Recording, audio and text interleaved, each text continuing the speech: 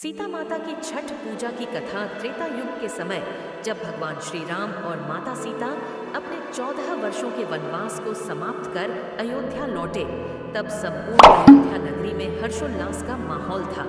अयोध्यावासी अपने प्रिय राजकुमार की घर वापसी का उत्सव मना रहे थे, परंतु माता सीता के मन में कुछ विशेष बात थी जिसे लेकर वे गहन चिंतन में डूबी हुई थी। माता सीता का मन इस बात से व्यथित था कि उन्हें संतान सुख का अब तक अनुभव नहीं हुआ था। उन्होंने इसे अपनी सबसे बड़ी इच्छा माना और भगवान सूर्य की उपासना करने का संकल्प लिया। सीता माता को ज्ञात था कि सूर्य देवता के आशीर्वाद से उनकी इच्छा पूरी हो सकती है और इसीलिए उन्होंने कार्तिक शुक्ल पक्ष की षष्ठी तिथि पर छठ पूजा करने का निश्चय किया। छठ पूजा की तैयारी सीता माता ने अपने इस व्रत के लिए विशेष तैयारी की। उन्होंने नदी के तट पर एक पवित्र स्थान चुना जहां पर वे व्रत करने का संकल्प लेंगे।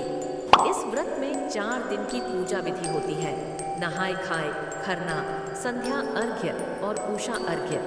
माता सीता ने इन सभी नियमों का पालन किया और तपस्या की कठिन तपस्या को निभाया। पहले दिन नहाय खाए का आयोजन किया गया। माता सीता ने सरयू नदी में स्नान किया और शुद्ध जल से स्नान कर अपने शरीर को पवित्र किया।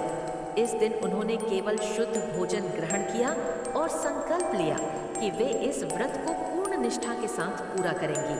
दूसरे दिन खरना की पूजा की। इस दिन माता सीता ने व्रत रखा और शाम को सरयू नदी के जल से स्नान कर प्रसाद के रूप में केवल गुड़ और चावल का सेवन किया। इसके बाद ही उन्होंने संकल्प लिया कि वे आगे भी व्रत को विधि पूर्वक निभाएंगी। संध्या अर्घ्य और उषा अर्घ्य। तीसरे दिन संध्या अर्घ्य का आयोजन हुआ। इस दिन माता सीता ने सूर्य देव को अर्घ्य अर्पित किया। सूर्यास्त के समय सीता माता ने जल में खड़े होकर भगवान सूर्य को अर्घ्य दिया और अपनी मनोकामना को उनके सामने प्रकट किया। चौथे और अंतिम दिन उषा अर्घ्य का समय था। इस दिन उन्होंने सूर्योदय से पूर्व उठकर नदी में स्नान किया और उगते हुए सूर्य को अर्घ्य अर्पित किया। इस अर्घ्य के साथ ही उन्होंने अपनी समस्त इच्छाओं को भगवान सूर्य के समक्ष प्रस्तुत किया और उनके आशीर्वाद की कामना की।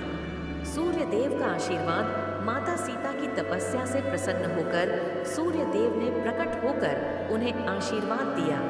सूर्य देव ने कहा, हे सीता, तुमने इस व्रत को इतनी निष्ठा और श्रद्धा के साथ निभाया है जिससे मैं अत्यंत प्रसन्न हूँ। मैं तुम्हें पुत्र प्राप्ति का आशीर्वाद देता हूँ। तुम्हारी गोद में एक दिव्य पुत्र आएगा जो समस्त लोगों में प्रसिद्ध होगा। सूर्य देव के इस आशीर्वाद से सीता माता का मन अत्यंत प्रसन्न हुआ। उन्होंने सूर्य देव का धन्यवाद किया और उन्हें नमन किया। सूर्य देव ने उन्हें बताया कि यह व्रत सभी स्त्रियों के लिए अत्यंत शुभ और फलदायी है। यह व्रत न केवल संतान प्राप्ति की कामना को पूरा करता है बल्कि समस्त परिवार के कल्याण के लिए भी लाभकारी है।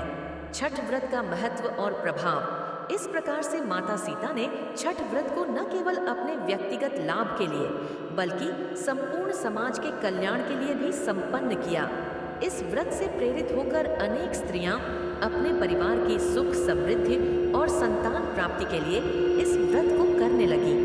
छठ व्रत की विशेषता यह है कि इसमें न केवल सूर्य देव की उपासना होती है बल्कि प्रकृति के प्रति भी श्रद्धा व्यक्त की जाती है। माता सीता के इस व्रत की कथा से यह सिद्ध होता है कि जब भी कोई व्यक्ति पूरी निष्ठा और श्रद्धा से भगवान की पूजा करता है तब उसे अवश्य ही भगवान का आशीर्वाद प्राप्त होता है। आपको यह कथा कैसी लगी? क्या इसे और विस्तार से बढ़ाना चाहेंगे?